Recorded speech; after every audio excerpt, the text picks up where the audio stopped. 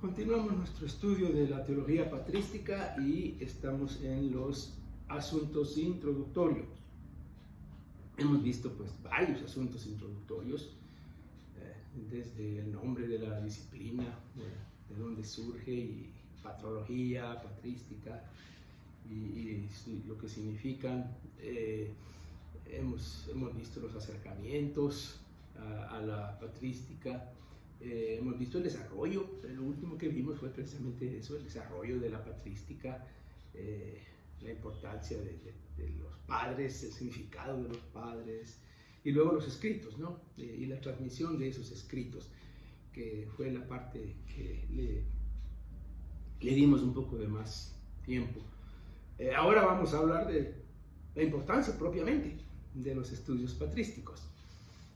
Ya tenemos una idea por lo que hemos dicho hasta ahora, pero para empezar, pues vale la pena decir que en sí los padres, como personajes sobresalientes de la iglesia primitiva, son importantes en sí.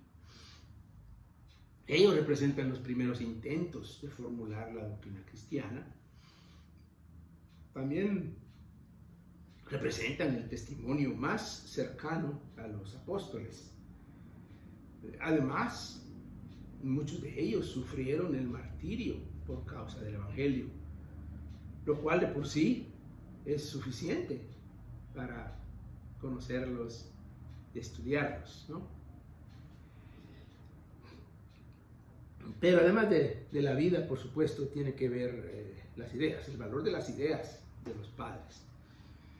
Pensemos por ejemplo, en la vida de la iglesia, de esta iglesia primitiva.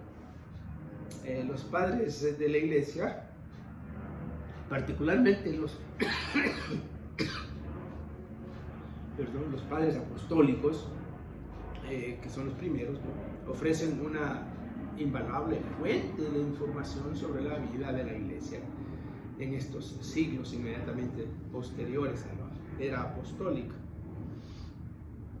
La liturgia, las prácticas, las costumbres de la comunidad cristiana, las relaciones entre las comunidades cristianas y entre estas y el resto de la sociedad, los problemas y los conflictos internos, son datos que aparecen en los escritos de los padres. Muchos evangélicos tenemos una fascinación por la iglesia primitiva,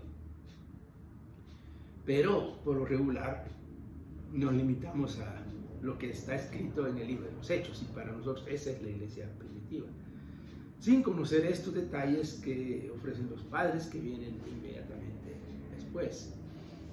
Así que ahí tenemos una fuente importante. La teología propiamente, teología práctica, teología pastoral, como le llamemos. Los padres y sus escritos también son valiosos, porque ofrecen ideas teológicas, si bien no están tan bien desarrolladas, ni tan sistematizadas como sucedió después. En medio de las tareas pastorales que estaban haciendo, ahí fue que desarrollaron estas ideas.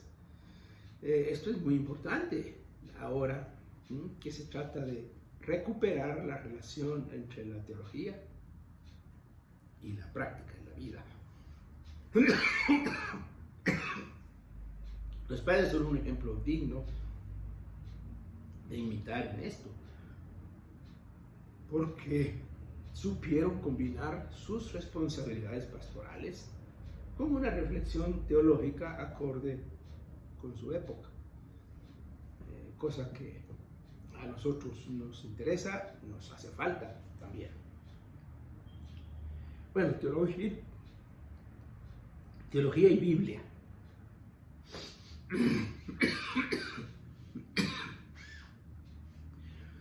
Aunque ya aparecen en tiempos de la iglesia primitiva los primeros intentos de expresar las ideas teológicas en categorías filosóficas, se puede decir que el grado de especulación filosófica era todavía muy poca en los padres. Tenemos una relación más directa y estrecha entre la teología y la Biblia. a diferencia de lo que sucedió en la Edad Media, donde la filosofía ya tenía parte y parcela pues, en la teología. En un sentido se puede decir que los padres elaboraron una teología bíblica, digámosle así, aunque se reconoce que la hermenéutica alegórica prevalecía en casi todos ellos. Su teología era más simple, más dirigida a los fundamentos esenciales de la fe cristiana, sin mucha especulación, ni lucubraciones tan propias de la Edad Media. Sobresale la sencillez en los escritos de los padres. Bueno, teología y apologética, interesante en este tiempo. Durante la Reforma Protestante y en el periodo de la Post-Reforma, tanto protestantes como católicos estudiaron a los padres de la Iglesia con un interés más apologético que teológico. Cada uno buscaba el apoyo de los padres para sus propias doctrinas y sus propias prácticas. Por mucho tiempo, el estudio de la patrística consistió precisamente en esto. Es recientemente que el estudio de la patrística tomó un giro más teológico e histórico. Se trata ahora de una disciplina independiente con valor propio. En este sentido, se estudia a los padres para comprenderlos a ellos y sus ideas dentro del contexto y en las circunstancias en que vivieron. Aunque hay juicios valorativos de la verdad o del error en esas ideas, lo más importante es tratar de comprender la teología de los padres antes que ver si están de acuerdo o no, si está correcto o no, o si se ajusta o no a nuestros propios sistemas teológicos más contemporáneos. Es necesario tratar de llegar lo más objetivamente posible, ¿no? Porque no siempre eso es posible, al estudio de los padres, porque de lo contrario no aprovecharíamos muy bien o del todo sus enseñanzas. Bueno,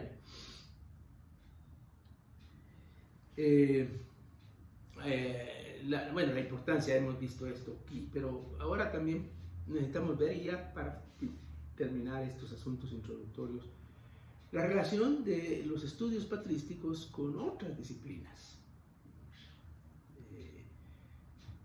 Es un punto de importancia, sí, en los estudios patrísticos es eso, la relación de esta disciplina con otras. Por ejemplo, historia, teología, literatura. Dentro del campo de la teología histórica, la patrística es el primer elemento, el primer paso, ¿no?, en el estudio.